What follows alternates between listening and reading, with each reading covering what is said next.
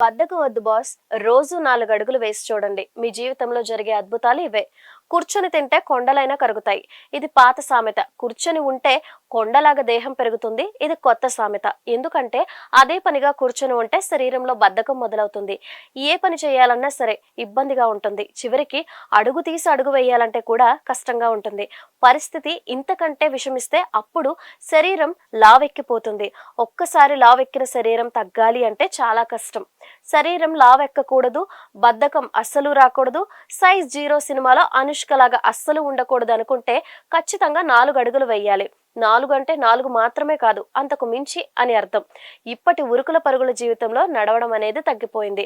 ప్రతిదానికి వాహనాల మీద ప్రయాణం చేయడం పెరిగిపోయింది. దీనివల్ల శరీరానికి వ్యాయామం అనేది లేకుండా పోయింది. ఫలితంగా రకరకాల వ్యాధులు వస్తున్నాయి. శరీరం లావు కావడం, కొవ్వు నిల్వలు పేరుకుపోవడం, గుండె జబ్బులు వంటివి రావడం వల్ల చిన్న వయస్సులోనే చాలా మంది ప్రాణాలు కోల్పోతున్నారు. అయితే ఇటువంటి పరిస్థితికి చెక్ పెట్టాలంటే నడవాలని వైద్యులు సూచిస్తున్నారు. రోజు నడక వల్ల గుండె ఆరోగ్యానికి మంచిదట. తీపితో పాటు షుగర్ కూడా అదుపులో ఉంటుందట. కీళ్లు దృఢంగా ఉంటాయట. క్యాలరీలు కరిగిపోతాయట. బరువు కూడా అదుపులో ఉంటుందట.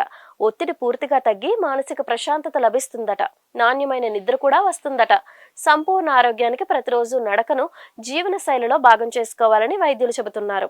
అయితే మోకాళ్ల నొప్పులు, కీళ్ల నొప్పులు, ఇతర సమస్యలు ఉన్నవారు వైద్యుల సలహాతోనే నడవాలని నిపుణులు సూచిస్తున్నారు. మోకాళ్ల నొప్పులకు శస్త్రచికిత్స చేయించుకున్న వారు సాధ్యమైనంత వరకు వైద్యుల సూచనతోనే నడక కొనసాగించాలని చెబుతున్నారు. అయితే నడక వల్ల ఆరోగ్యం మెరుగుపడుతుందట. అంతేకాదు చర్మం కూడా తేజోమయంగా కనిపిస్తుందట. ఫలితంగా రక్త ప్రసరణ వ్యవస్థ సమర్థవంతంగా సాగిపోతూ ఉంటుందట. చర్మం మీద ముడతలు రావట. దీంతో వయసు పెరిగినా సరే ముఖంలో ఆ మార్పు కనిపించదట. అందువల్లే నడకను జీవన శైలిలో ఒక భాగంగా చేసుకోవాలని వైద్యులు చెబుతున్నారు.